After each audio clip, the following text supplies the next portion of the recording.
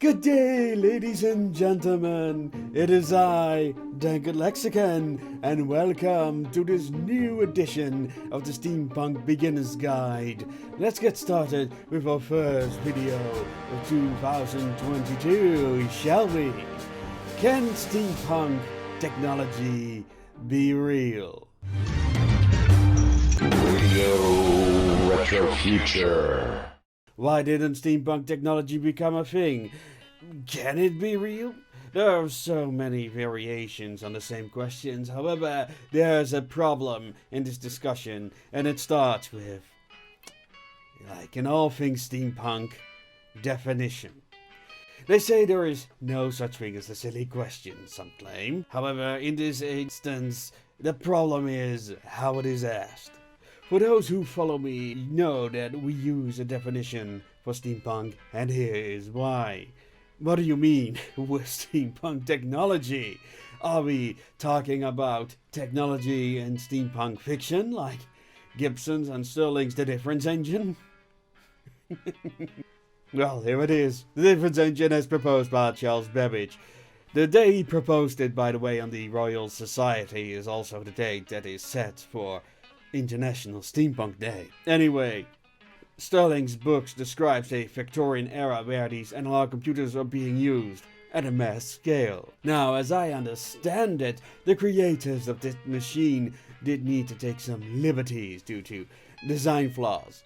They also needed to use modern tools because the components required such precision they could not be made with tools available to Babbage's engineer. Then there were other problems like Babbage constantly adjusting his design. And then there was a falling out of his engineer, and even then it probably couldn't have been made to work. There is no one reason why certain technologies were not developed. For example, engineers knew that nuclear power plants were a possibility.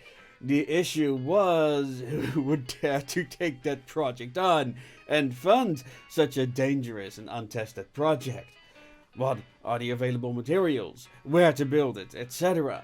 Public perception of technology is also a major factor. The rivalry between Tesla and Edison is a well-known example of one entrepreneur using public opinion to discredit another's invention. Timing is also a factor. In the early 1980s, there was an attempt to purify food using radioactivity. Then the Chernobyl disaster happened, and everyone was warned about being mindful for irradiated crops. So you can imagine these food products becoming a commercial disaster. At the other end of the spectrum, people want to invest in unlikely technology in the case of necessity, the mother of all inventions. And nothing creates necessity such as the desperation brought on by war.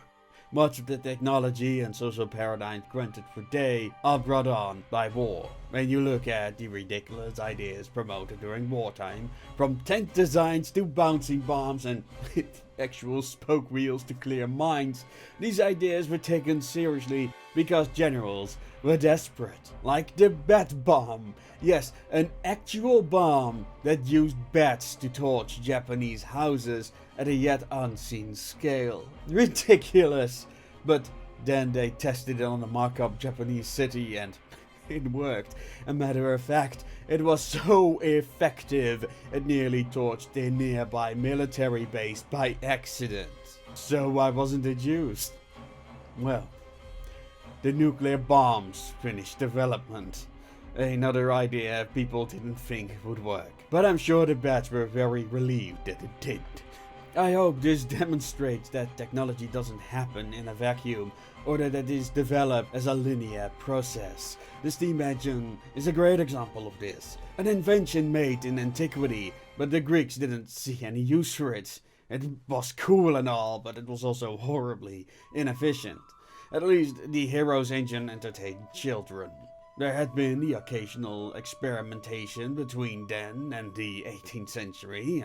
For example, one of Cromwell's spies reported the Dutch were working on a steamboat. However, the project lead, a Frenchman, died and the project came to a standstill. Can you imagine what would have happened if this succeeded? Well, art history buffs get on it. And this is my point. There is no such thing as steampunk technology. Asking why steampunk tech isn't a thing is like asking why isn't there a miracle potion that will cure all of my mental problems. That is called wish fulfillment, and if we define steampunk technology as such, well, you know why it does not exist. But that is not my definition of steampunk technology. Having a bat bomb instead of a nuclear bomb is what I call steampunk technology. Having pretty trains and airships and high ornate towers is just aesthetics.